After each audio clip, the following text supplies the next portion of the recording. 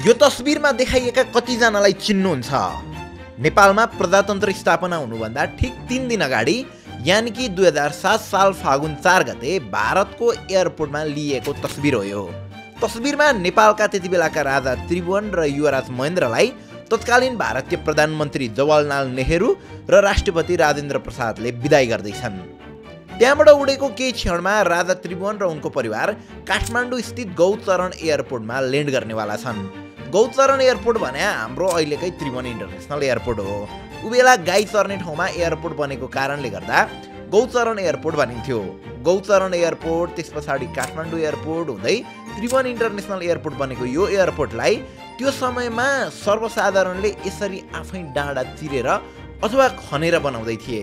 देश भारतबाट त्यही गौचरण एयरपोर्ट हुँदै नेपाल फर्किएका राजा त्रिभुवनले 2007 साल फागुन 7 गतेको दिन राणा शासनको अन्त्य भई अब प्रजातन्त्रको स्थापना भएको घोषणा गर्छन्। 2007 सालमा प्रजातन्त्र स्थापना भएपछि 2081 सालसम्ममा आइपुग्दा नेपालमा धेरै उथलपुथलहरू भएका छन्। पहिलो जननिर्वाचित सरकार, राजाको कु, राजा चढेकै गाडीमा बम आक्रमण, पहिलो प्लेन हाइज्याक, सिंहदरबारभित्रै आगलागी, एकमात्र जनमत संग्रह, 10 वर्षे जनयुद्ध, दरबार हत्याकाण्ड, राजतन्त्रको पतन, नाकाबन्दी, 2072 सालको भूकम्प, विश्वव्यापी कोरोना, यता नेताहरूको नाटक र नौटङ्की, सिंहदरबारको कुर्सीको लागि म्युजिकल चेयर हुँदै त्यही सिंहदरबार जलाइदिन्छु भन्नेहरूको उदय। यो सबै कुरा हामीले यही 7 दशकको समयमा देख्न पायौँ। इतिहासविदहरूले पनि नेताहरूले पनि यही 2007 साल पछाडि नेपाल नयाँ युगमा प्रवेश गरेको भन्ने गर्छन्। सो आउनुहोस् आजको इनडेप्थ स्टोरीमा फेरि एकपटक नोस्टाल्जिक फिल गर्दै 2007 साल पछिका सबै घटनाक्रमलाई निहाल्दै हाम्रो विगत बुझ्ने कोसिस गरौँ। प्रस्तुत छ the entire history of Nepal after 2007।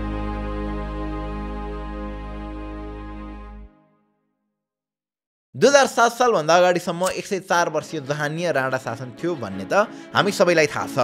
अहिले मैले सुरुमा देखाएको इमेज पनि भारतमा दिल्ली सम्झौता गरेर नेपालमा राणा शासनको अन्त्य गर्ने निर्णय भए पछाडि लिएको तस्बिर हो। जङ्गबहादुर राणाबाट सुरु भएको जहानीय राणा शासन मोहन शमशेरसम्म आइपुग्दा केही हदसम्म लेस अटोक्रेटिक हुँदै गएको थियो। पछिल्ला समयहरूमा राणा विरोधी गतिविधिहरू पनि बढ्दै गएका थिए। जब जनतामा चेतना र राजनीतिक जागरण वृद्धि हुँदै गयो तब राणा विरोधी आन्दोलनहरू क्रमशः सशक्त हुँदै गयो। विक्रम सम्वत 1988 मा सबैभन्दा पहिला प्रचण्ड गोर्खा नामको सङ्गठन खोलियो जसले राणा विरोधी गतिविधिहरू गर्न थाल्यो। तर राणाहरूले पनि यो संस्थाको बारेमा थाहा पाए र यसमा आबद्धहरूलाई पक्रिए अनि फेरि आन्दोलन सुस्ताउन थाल्यो। तर त्यसकै 5 वर्ष पछाडि फेरि 1993 मा टङ्कप्रसाद आचार्यको सभापतित्वमा नेपाल प्रजा परिषद नामक राजनीतिक दलको गठन भयो। राणाहरूको अन्याय र अत्याचारको विरोध गर्ने, जनतामा जागरण भर्ने, राणा शासनको अन्त्य गरी प्रजातन्त्रको स्थापना गर्ने सो दलको उद्देश्य थियो। यो दलको प्रभाव यसरी बढ्दै थियो कि राणाहरू त बिस्तारै आत्ति नै सकेका थिए। तर राणाहरूले नै यही दलका केही सदस्यहरूलाई नै आफ्नो प्रलोभनमा पारी यसको सबै पदाधिकारीहरूलाई बिस्तारै पक्रिन सुरु गरे। अनि विक्रम सम्वत 1997 को माघ महिनामा शुक्रराज शास्त्री, गङ्गालाल श्रेष्ठ, धर्मभक्त माथेमा र दशरथ चन्दलाई मृत्युदण्ड दिइयो। उनीहरूलाई नेपालको 4 शहीद भनेर पनि चिनिन्छ।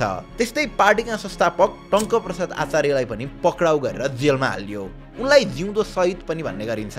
अब त्यो बेला राजा त त्रिभुवन नै थिए, तर उनी नामको मात्रै राजा थिए। उनी आफैले पनि आफ्नो पुरै पावर एक्सर्साइज गर्नै पाएका थिएनन्। राणा विरुद्ध जनता मात्र होइन, राजा पनि आक्रोशित भएकाले राजा त्रिभुवन स्वयंले राणा विरोधी गतिविधिहरू गरिरहेको प्रजा परिषदलाई आर्थिक सहयोग पठाउने गरेका थिए। यो कुराको सुइँको पाएका राणाहरूले राजाको सम्पूर्ण सुविधा कटौती गरी राजाका गतिविधिमाथि निगरानी बढाएको थियो। राजालाई आफ्नै दरबारभित्र नजरबन्दमा राखिएको थियो। यसरी 4 होनहार युवालाई फाँसी दिएपछि अनि राजालाई नै नजरबन्दमा राखेपछि राणा विरोधी गतिविधि सुस्ताउला अथवा घट्दै जाला भन्ने राणाहरूलाई लागेको थियो। तर त्यसको ठिक विपरीत यसले जनतामा त्रास होइन, राणा विरोधी सेन्टिमेन्टको बीजारोपण गरिरहेको थियो। त्यही समयतिर राणा प्रधानमन्त्री पद्म शमशेरले एउटा सार्वजनिक कार्यक्रममा संस्कृत भाषा मृत भाषा भइसकेको भनी भाषण गरेका थिए। यसको विरुद्धमा 3 धारा संस्कृत पाठशालाका विद्यार्थीले 2004 मा जयन्तु संस्कृतम नामक आन्दोलन चलाएका थिए। यस आन्दोलनले जनतामा राणाको अत्याचार र अन्यायको विरुद्धमा एकजुट हुने प्रेरणा र जागरण ल्याएको पनि थियो। त्यस्तै विक्रम सम्वत 2006 सालमा नेपाली कांग्रेस र नेपाल कम्युनिस्ट पार्टीको स्थापना भयो। यी दुई राजनीतिक संगठनको स्थापना पछाडि राणा विरोधी गतिविधिहरू झन् तीव्रतासँग बढ्न थाले। अझ नेपाली कांग्रेसको विक्रम सम्वत 2007 असोजमा भारतको बैरगनियामा भएको सम्मेलनले राणा विरुद्धमा सशस्त्र क्रान्ति गर्ने निर्णय गर्यो। यस सशस्त्र क्रान्तिमा दोस्रो विश्वयुद्धबाट फर्किएका भूपू सैनिकहरूले पनि साथ दिएका थिए। त्यस्तै देशभर गरिबी र बेरोजगारी व्याप्त थियो। जनता यसबाट मुक्त हुन चाहन्थे र यही कारणले पनि उनीहरूलाई आन्दोलनमा होमिन प्रेरित गर्यो। अर्को कुरा, राणाको आफूभित्रकै आन्तरिक कलह, उही कुर्सीको खेल र शक्ति सङ्घर्षले गर्दा उनीहरू बिस्तारै आफै पनि कमजोर हुँदै थिए र कांग्रेसको सशस्त्र क्रान्तिलाई दबाउनै नसक्ने अवस्थामा पुगेका थिए।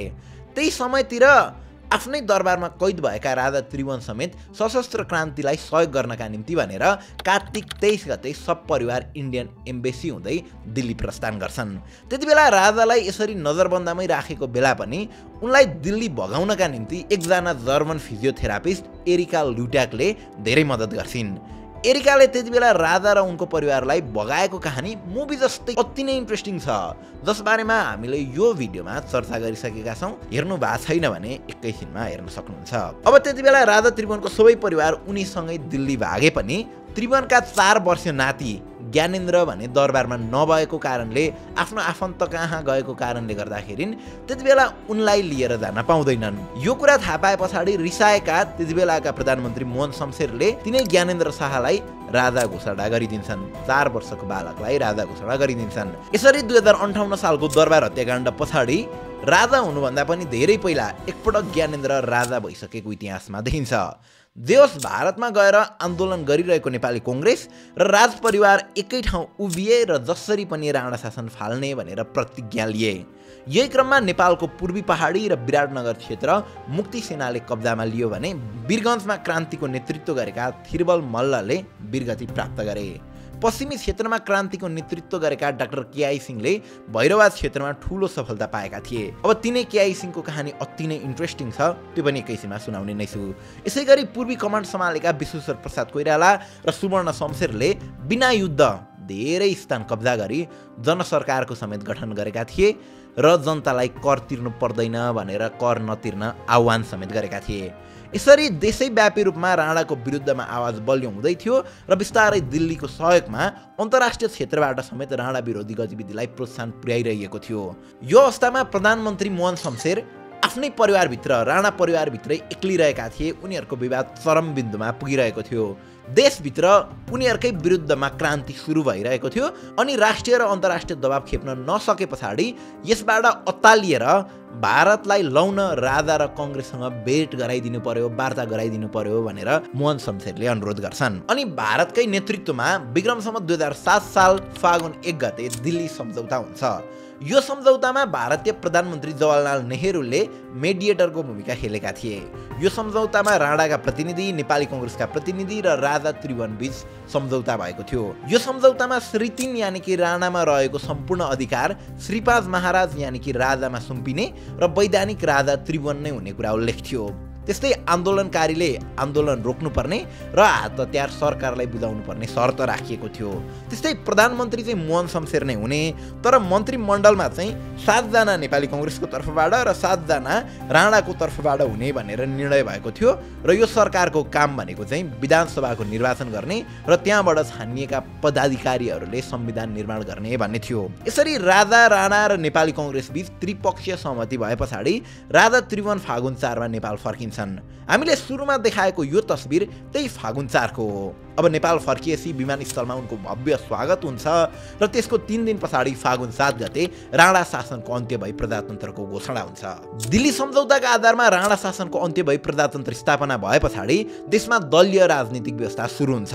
सुरुमा त दिल्लीमा सम्झौता भए अनुसार नेपाली कांग्रेसबाट 7 जना र राणाबाट 7 जना गरेर 14 सदस्यीय मन्त्रीमण्डल गठन गर्ने भनिएको थियो।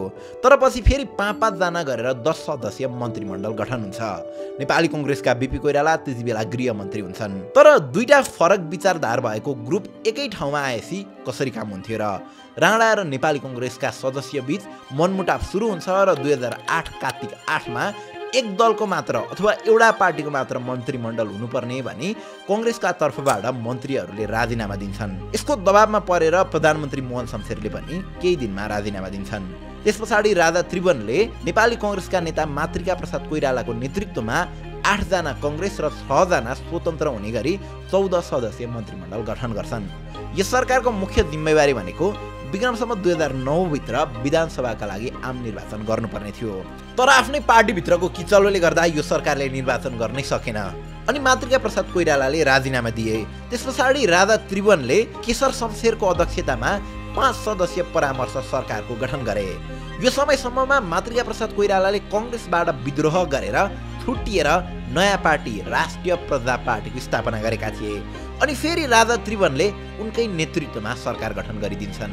मतलब कांग्रेसमा हुँदा चुनाव गर्न नसकेर प्रधानमन्त्रीबाट राजीनामा दिएका व्यक्तिलाई राजाले पार्टी छाड्ने बित्तिकै अर्को पार्टीमा जाने बित्तिकै फेरि प्रधानमन्त्रीमा नियुक्त गरिदिन्छन्। मतलब कोही सेन्स है बात।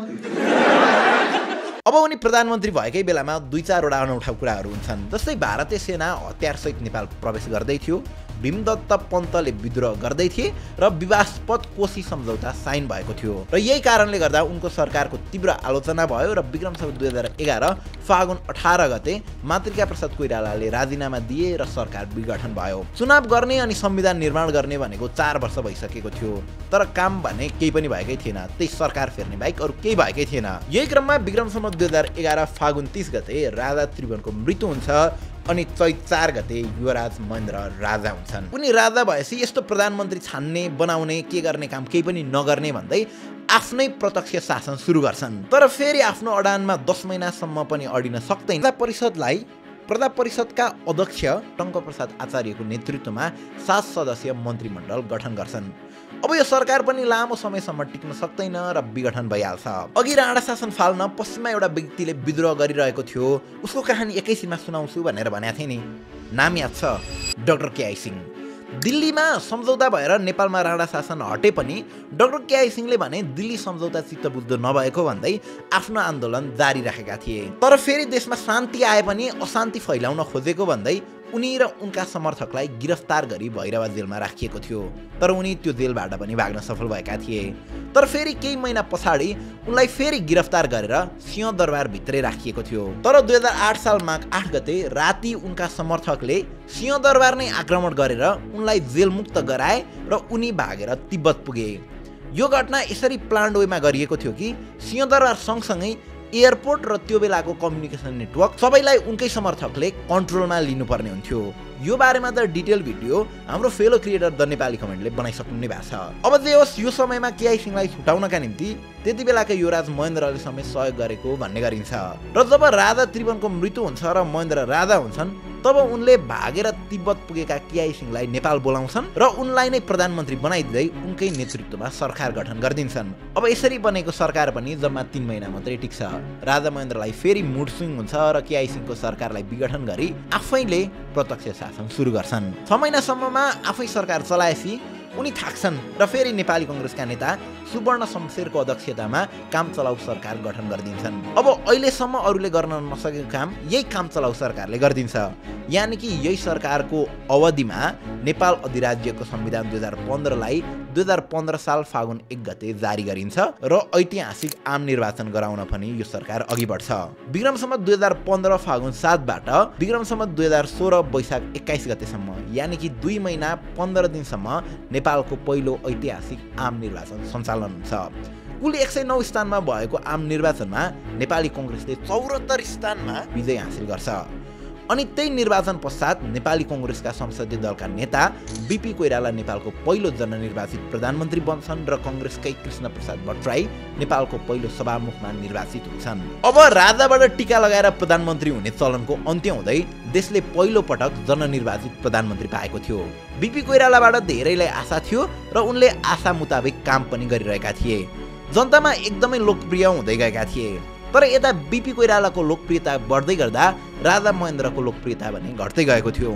उनीहरू दुवैजना बीच बेला बेला पावर टसल हुने गर्थ्यो। मतलब कसले के पावर एक्सरसाइज गर्ने त्यसमै विवाद भइरहन्थ्यो। एकपटक चाहिँ एउटा डिनरको क्रममा राजा महेन्द्रले बिपी कोइरालालाई दुईटा बाघ एउटै खोरमा बस्न मिल्दैन सम्म पनि भनेका थिए।